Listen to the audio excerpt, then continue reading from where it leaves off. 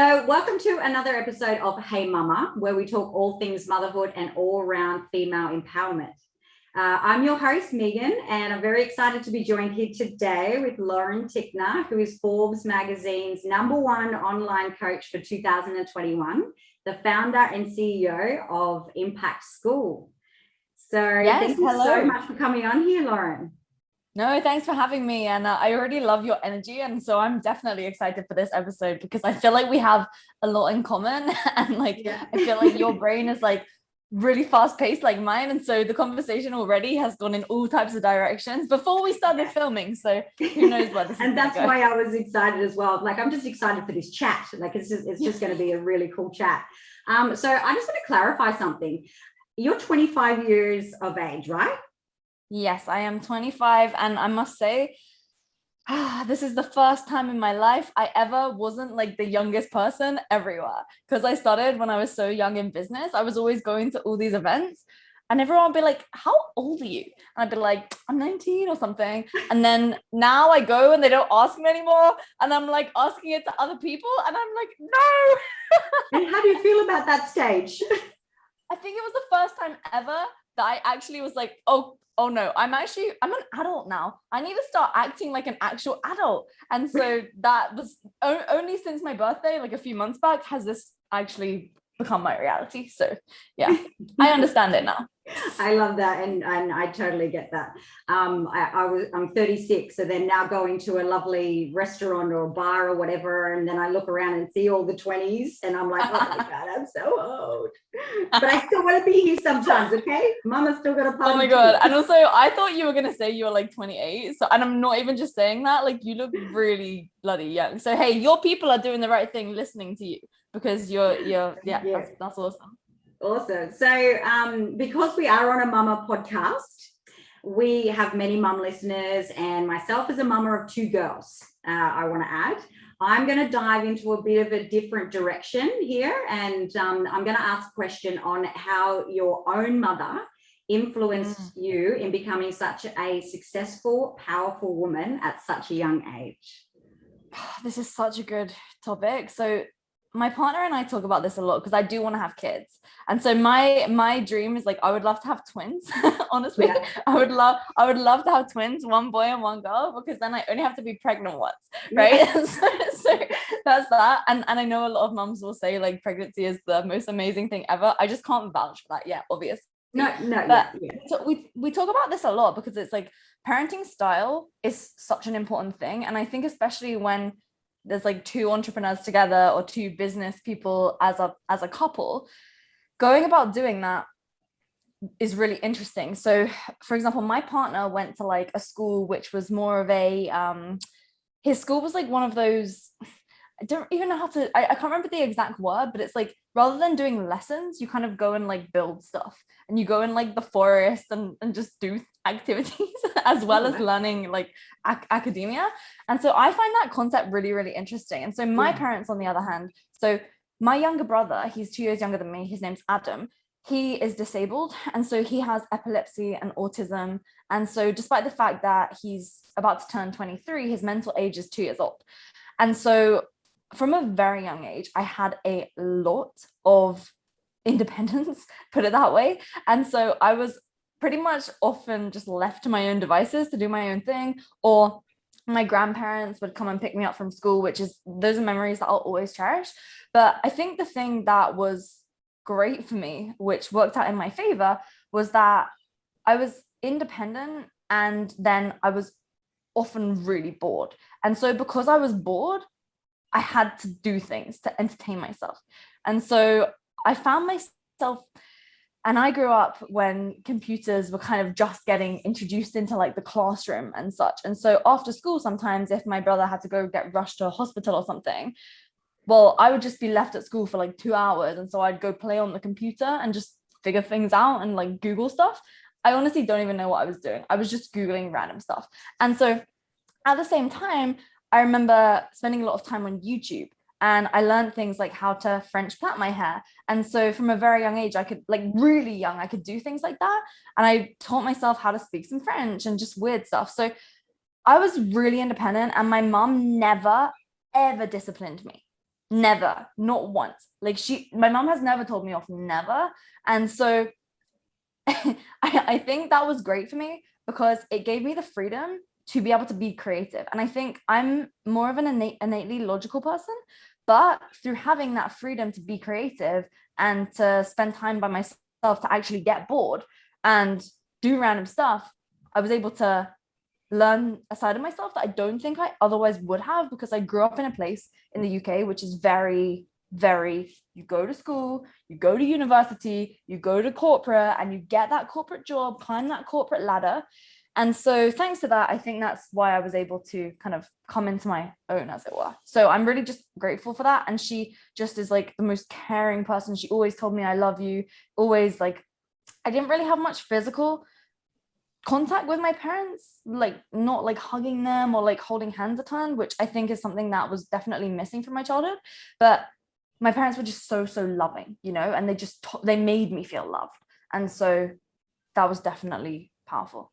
Yeah, I can see why, because you grew up so quickly. You had to grow up so quickly. Yeah, so but at the same time, you did get that love and that unconditional love, to have the freedom to be able to explore and be creative. Yeah, I love that so much. So it sort of answered the next question that I was going to ask about what experiences did you have growing up that shaped you into the woman that you are today? Is there anything that you'd like to elaborate more on that? I mean, everything that we do as kids shapes us into who we are, right? So I think it's the really interesting concept of any one thing that you had done differently, your life will be totally different. Yeah. And so if you think about that too much, I think it can play with your mind a little bit too much. But if I really think about some key moments, I mean, there's one memory that I have, which was when I was 4 and we were driving back home from this Christmas party. And my brother was sat next to me and he just started shaking and he couldn't breathe. And it was the first time I'd ever seen anything like this. And I just remember saying like, Daddy, stop driving. Like, Adam, I don't really know exactly what I said, but my dad like pulled over to the side of the road and just like grabbed him and just like, you know, they like put him on the floor and were trying to like resuscitate him or whatever. And that was the first time I ever saw him have a seizure because he's epileptic. And so I remember at that moment, like the ambulance is coming, and then I was again, like we were next to this shop, and like the shopkeeper came out and just came and like took me into the shop and said to me like, do you want some chocolates or like some sweets to like take care of me? And I just remember saying, no, I'm fine, I'm good, like please no. And I think ever since then, that's still something that I have to work on even to this day. Is like I find it really hard to accept help externally because I'm so used to trying to, like, I think that was the first moment in my life where like I made the wrong decision. And that's the first time where I think I didn't feel like I had my parents to make the decision for me. And I was then made, you know how when you're a kid, like your parents, they make the decisions for you. They're the ones who are your decision makers. And then as you grow up, you then relinquish that from them, you take it back from them and you make it from yourself. And I think at age 4 I made that decision for myself, like, no, I don't need your help. And so that's something that I do struggle with. And I think now where I've got my business to at this point, it's that case of like, what got you here won't get you there. And I realized like through continuing to do that again and again and again and again and again and again, I was like burning myself down. Because like as women, you know, we can operate in like this masculine alpha energy for a while, but we will get burnt out. Like we categorically will. It's just how we operate. And I'm probably like one of the most like alpha women you could ever meet in your life. And so me saying that is really challenging. And so I think honestly, only through like, and again, people say that this isn't a good thing, but hey, I think it is just the truth.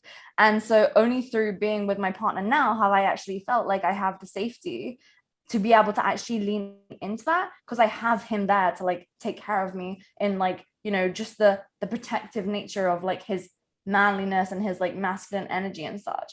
And so that's been really powerful. But yeah, like that one memory, it's like when you actually think about a memory, I always challenge myself, and I would challenge anyone to like go deeper into that memory and think like, what has this brought up in your life for you? Because when you can get to the bottom of those things, then you're actually able to identify whether it's a positive thing for you now or a negative or both.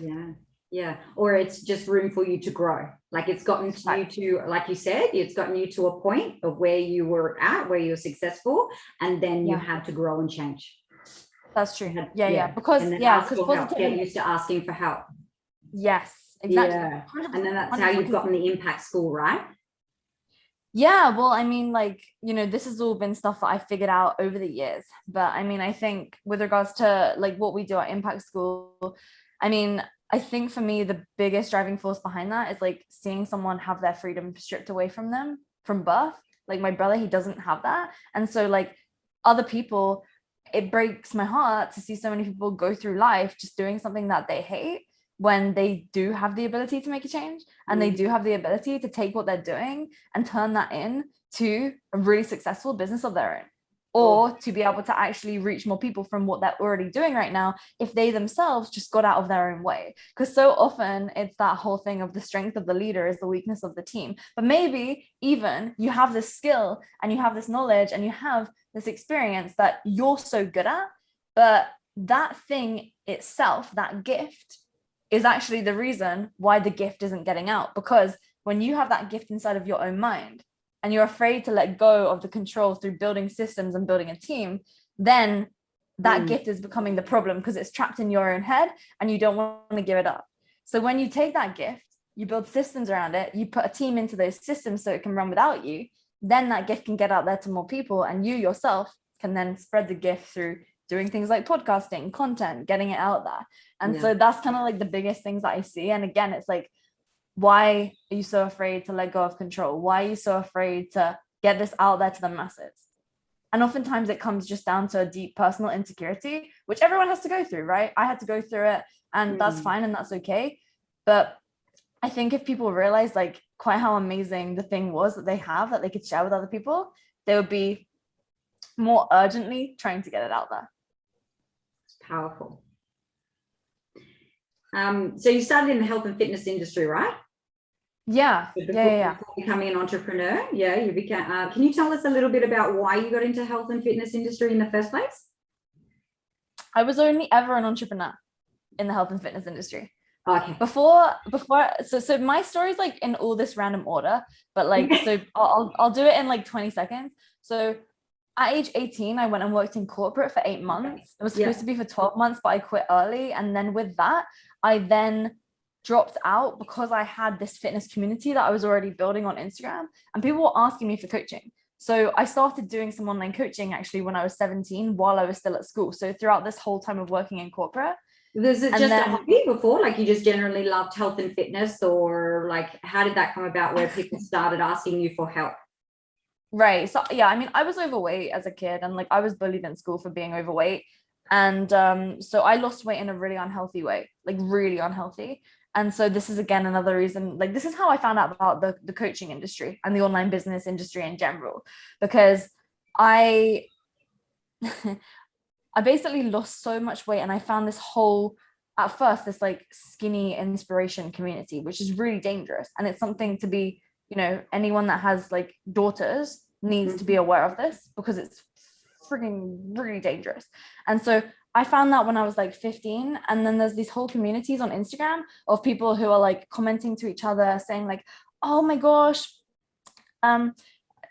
there are these quotes, like the one that I always remember is like hungry to bed and hungry to rise. And then I don't remember the rest of it, but it's like, it makes you like, I don't even remember the last line of it, but it's really like really dangerous. About being like, hungry, about being like not eating. Is that what you mean? Yeah. Like an eating disorder kind of thing? Yeah. Oh, it's a full-on eating disorder thing. Yeah.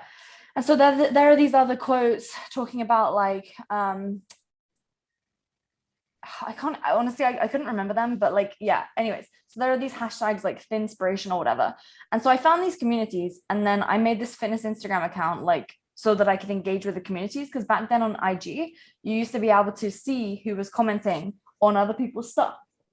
And so I made this account, and then for some reason, like the guys from my school found it. I was like, oh my gosh, no, how did they find it? Like it was private, so it was fine. And it was, my username was Fitness Life Lauren, so it wasn't even bad. But then after a while, I started having panic attacks every day. And so because I was having these panic attacks, I was like, literally, I was in school, I was studying for my exams, and then like I was having such bad panic attacks every day.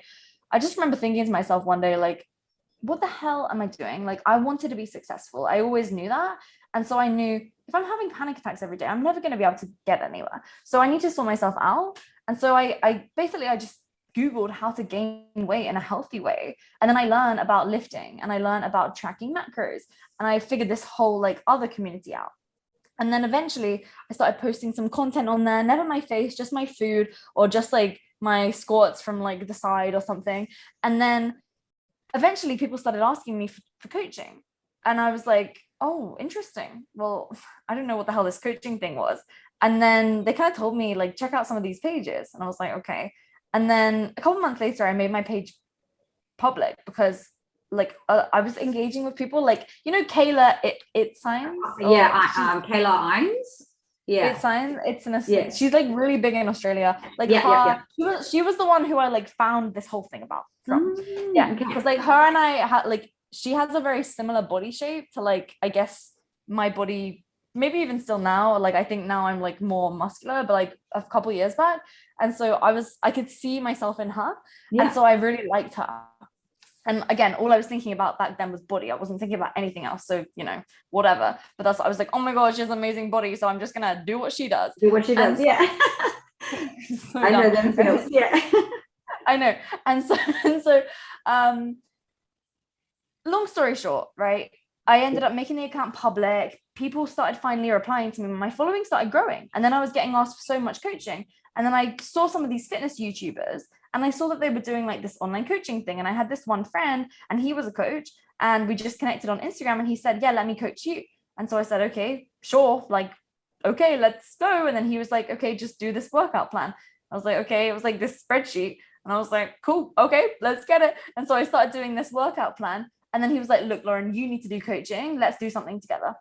And so basically we started this fitness plan called Student Summer Shred. And we got clients. I had 10 girls. He had 10 guys. We were charging like a high ticket price point. And this was before I even, I think this, the first time we did it, this was before I even had ever even started my corporate job while I was still in school. and so I had just got fired from being a waitress, by the way, because they had told me like, hey, Lauren, you know, you're not passionate enough. And I'm like, okay. 16, you're not going to be passionate about waitering, aren't you? No. And so, basically that's how all that began. So to the point, I mean, it feels like, I mean, that's like 9 years ago now, you know, 8 years ago. So it feels like so long ago, and it is. But that was how I got into the online fitness coaching game. And you got into the health and fitness industry basically because like you were bullied, and then you for being overweight, and then you wanted to do something about that. And you wanted to do I was at this party once, and so I was 13 at the time, and I got to the party, and I was just moving from one school to another. And as I arrived, and I guess everyone was drinking, which is kind of crazy because like they were 13. So I was going to say, like, when was this? Was this 15, 16, or was this back? So this was back. This is age 13. I get to this party. And so I'm going from one school to another. So the party that I was just arrived at was the new school. Okay. So I'm there at this party with a bunch of people who already went to the school that I was about to start at. Okay. And so everyone at the party, I just remember walking in, and there was this group of boys. And as I walked in, they started just chanting Mackie D's, Mackie D's, Mackie D's at me, because my forehead was shiny, because I was clearly going through puberty, right? Yeah. And I just remember being so shamed and mortified. Now, I didn't do anything about it for a couple of years because like I was 13, I didn't really care about my body weight, and I didn't really care about any of these boys. Yeah, because I was always really popular at school. I had a lot of friends with the girls, but the boys, they just were weird with me.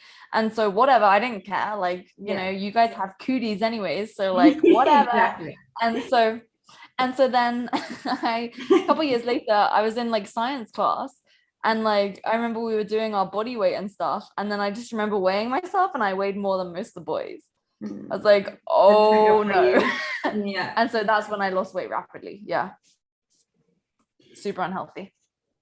And like now that you've gotten your your weight under control and you're in a really good, healthy state, what do you think? Like, do you think you owe it to those boys, or do you feel like, giving the boys the finger, or, like, how do you feel about that situation? Are you thankful? Are you still angry at them? Like, oh, they've all apologized to me so much. They some have? of them have Oh, yes. That's great. I love to hear that. Yeah, because like some of them asked me for jobs. Oh, yeah, that happened. It's so funny. So I didn't really care. Like a lot of them are working in corporate. They're super unhappy. One of the guys is like a drug addict. Like, Yeah. So none of them have a good life. Like I just truly believe in karma. Yeah. And so as they like, right, as they want to live. I mean, best wishes to them. And I just stay focused on my thing. Yeah. I think that's so cool. And I also love how you show up on socials with little to no makeup, and how you put it in the past, not fancy for life. I've struggled as a bit of a perfectionist, first on social media, thinking that I have to have like the perfect outfit, or your face has to be perfect to show up on social media. However, you've been successfully, you've been hugely successful online. What would you say to someone like me, and to women out there that are trying to grow a business, thinking that they have to look or be perfect to be successful online? I mean, you have a nice vibe on your page. Like your content's good, and so I mean, I think you're doing it well. I mean, who cares, right? Like I just don't care. For me, the way that I think about content is like, I want the barrier to entry to be as low as possible, because otherwise I won't do it. It's all about, can you be consistent?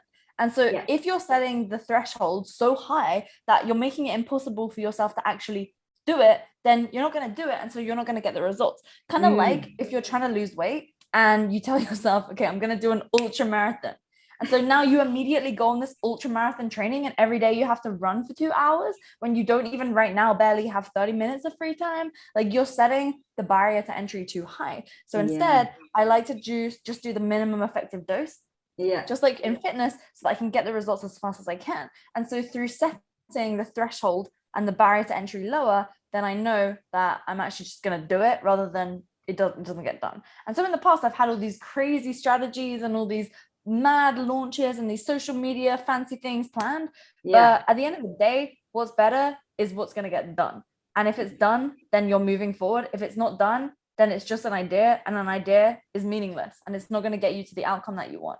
And so as well, when you start building a team, if you're trying to make things too complex, let me tell you, like, hey, I need this timestamp cut out at this exact moment and this put on Instagram at this exact time, like that's not going to happen. You just need to then be able to give some values and some guidelines that people can follow, and then just trust in the fact that it's going to be done properly. Yeah. So show up no matter what. Just show up. I think so. Yeah.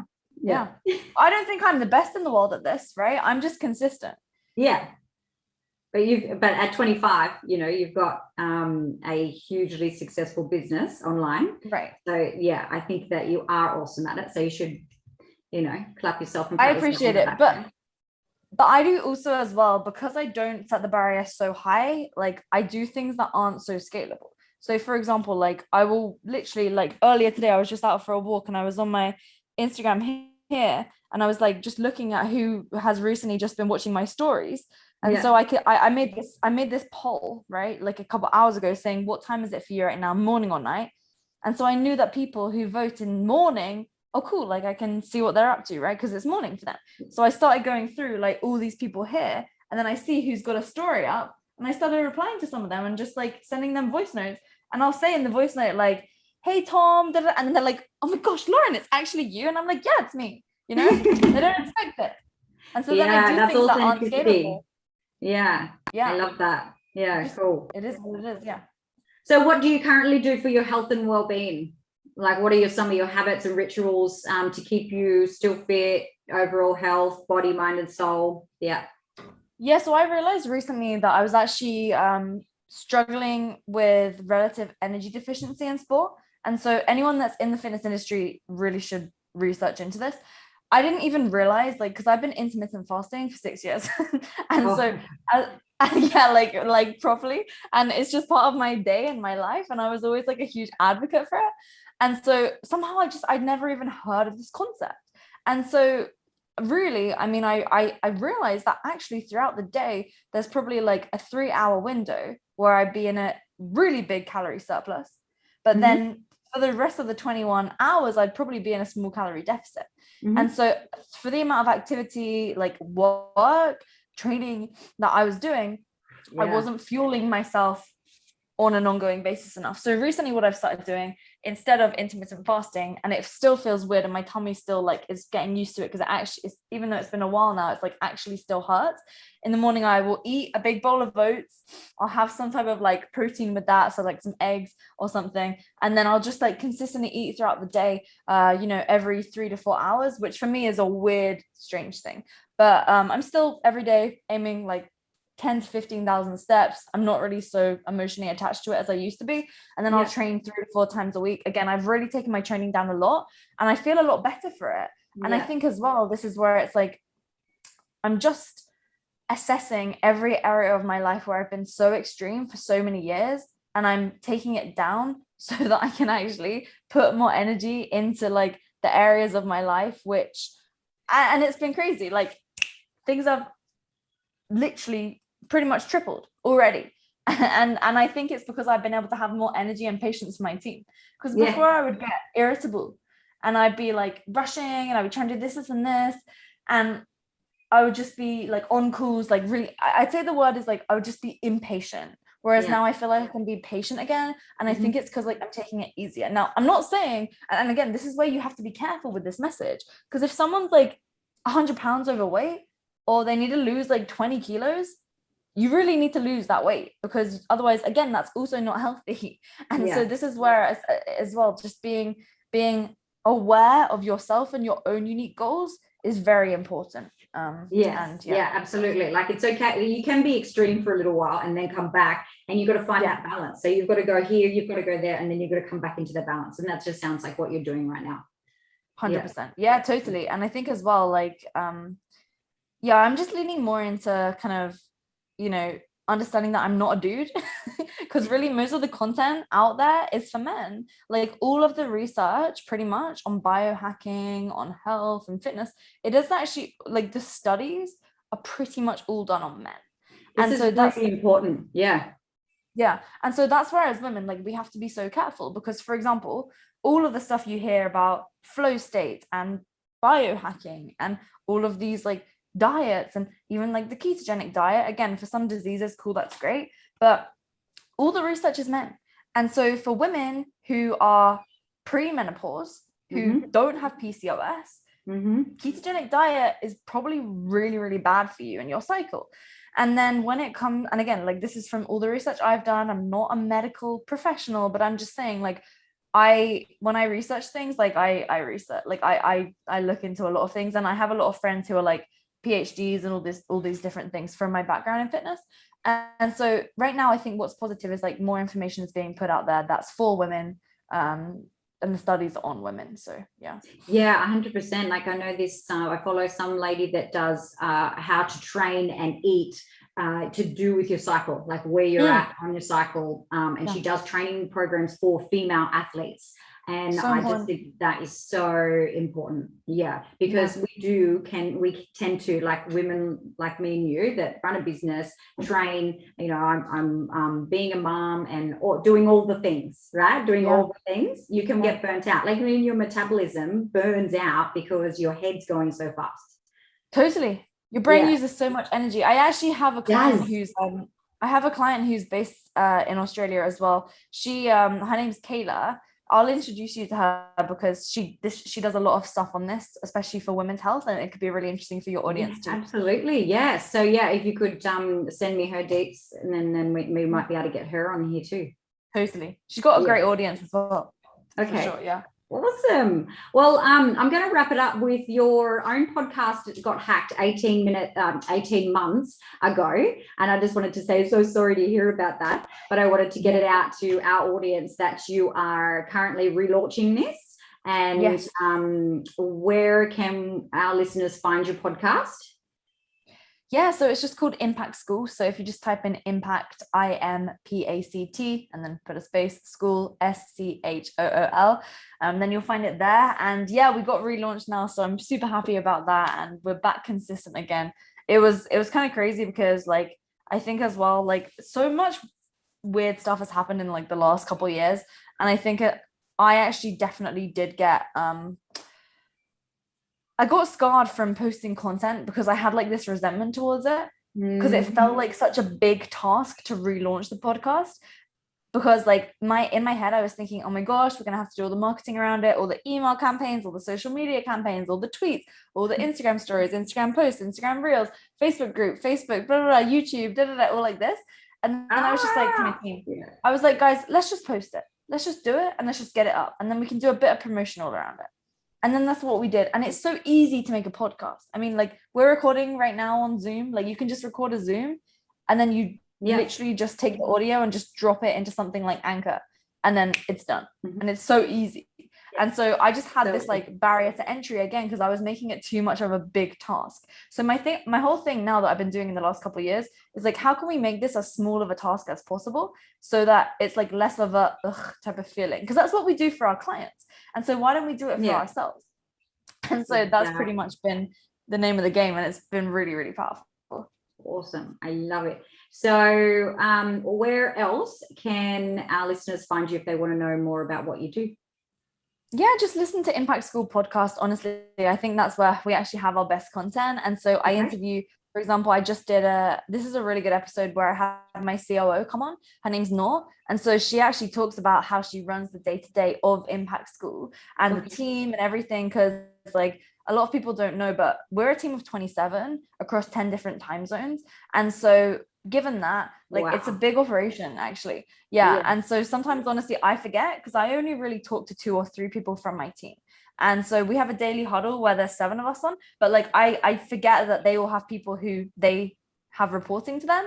And so like with that in mind, it's a really great episode. Honestly, I recommend that one. But other than that, I'm just at Lauren Tickner on social media, so anyone can find me there. And as you saw, like I'll reply to my DMs, and but anyone who shares the podcast or even just listens, I'll be really, really grateful, because we're just trying to get that momentum again, and it's great content. So thank you so much for having me as well, Megan. Thank you so much for coming on Hey Mama, and it's been amazing to get to know you, and I'm sure the listeners would have gained some insight listening to your story today.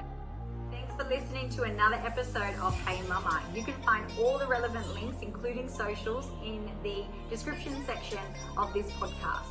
If you want to find out more information about how I can help you build your best body after babies, then visit my website, www.thefitmummethod.com, for more info. Lastly, before you leave here today, if you've enjoyed listening, then please subscribe and share, so you can help me to reach out to those mamas that also need to listen too.